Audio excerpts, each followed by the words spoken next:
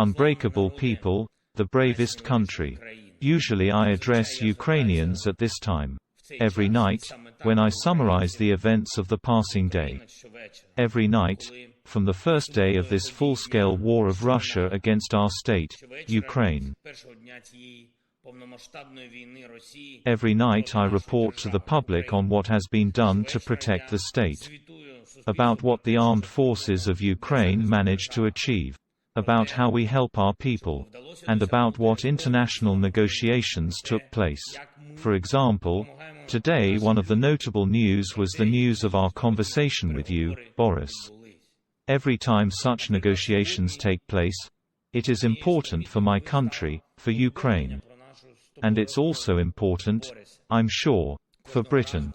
Because it is about steadfastness, and about courage, and about the leadership that we demonstrate together, the Ukrainian and British peoples. In defense of freedom, our common freedom.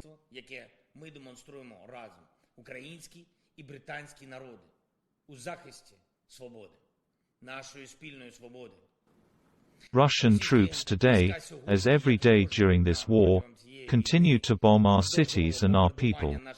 For example, my traditional morning meeting with the military leadership, government officials and diplomats was accompanied by an air raid siren.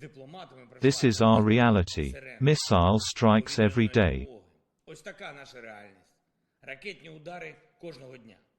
The day before yesterday, the day when you, Boris, delivered a speech in our parliament, and I am very grateful to you for that.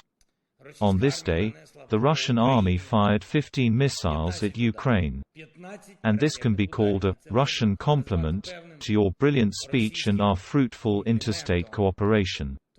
Because yesterday there were only 7 missile strikes. Obviously, Russia is annoyed by the proximity of Ukraine and Britain. So, this means that we are really strong in defending freedom in Europe.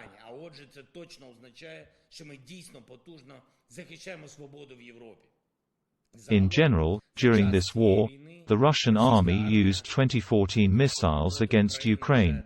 2,682 appearances of Russian fighter jets in our skies have been recorded. Every such attack is the death of our people, the destruction of our infrastructure.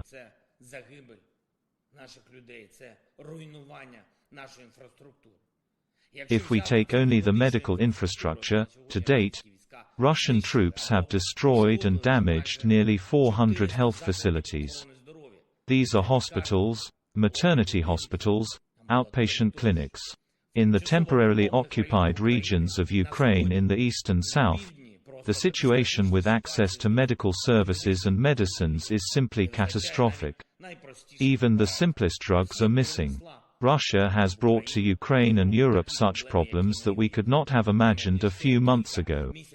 This actually means a complete lack of treatment for cancer patients. Access to insulin for diabetics is very difficult or completely absent. It is impossible to perform surgical operations. It's just a lack of antibiotics. These are the consequences of the Russian occupation for a part of our land, for a part of our people, which we must liberate from the invaders. And we will definitely do it. Thanks, in particular, to your support. Today we continued the rescue operation from Mariupol, with the assistance of the United Nations and the International Committee of the Red Cross. People are on their way to safe territory. More than 150 people from Azovstal and more than 300 people from Mariupol and its environs, who came out of the humanitarian corridor this week, are already receiving all the help they need. Medical, renewal of documents, financial assistance, communication with relatives, friends and families. Currently, the Russian assault on Azovstal does not stop. But civilians still need to be taken out, women, children. Many children remained there. Just imagine this hell. And there are children. More than 2 months of constant shelling, bombing, constant death nearby. We expect an effective silence mode. We are doing everything to find a solution to save our servicemen as well. Heroes who defend Mariupol against the vast majority of invaders. There are different units. They have many wounded, but they do not give up. They hold their positions. We do not give up either. Every day, the whole team is looking for an option that will ensure the safety of these people. And I am grateful to everyone who helps, to all those who are making efforts to save Ukrainians. Today I addressed the participants of the high-level donors conference held in Warsaw. It is also an element of our protection, an element of protection for the whole of Europe. Because not only on the battlefield is the fate of our country and the future of the continent, but also on the economic field and on the field of readiness of world leaders to unite to rebuild Ukraine after this war and give stability and security to Central and Eastern Europe. We have the result. It was announced that this conference raised $6.5 billion. And this is good. But this is only part of what is really needed to restore normal life throughout the territory where Russia has brought the war. That is why we need a modern analogue of the Marshall Plan for Ukraine. Stronger participation of the free world and international institutions is needed. I spoke about this today at the conference. However, we call for the cooperation and support of all. Everyone for whom freedom matters.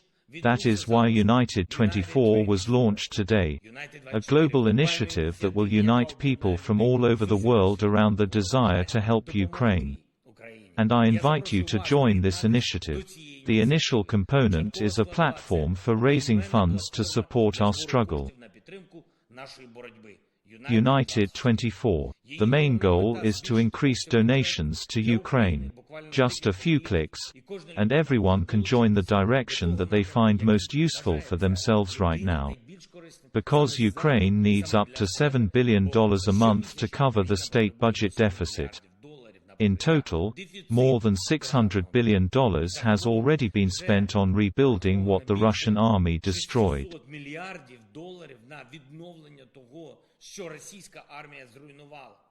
Just imagine this scale. That is why every show of support, every sincere help to Ukraine is important. In particular, your support today. Ladies and gentlemen, friends, if everyone in the world, or at least the vast majority, were as steadfast and courageous as Ukraine as Britain, I am sure we would have ended this war and restored peace throughout our liberated territory for all our people. But we still have to fight. Fight. As you, Boris, said, addressing our Verkhovna Rada the day before yesterday, we are still writing one of the most victorious chapters in our history. And now we can assess the significance of this chapter, in particular, by the following fact. 11,672 of our defenders have already been awarded state awards for courage and effective defense of Ukraine. In almost 10 weeks, 11,672 people.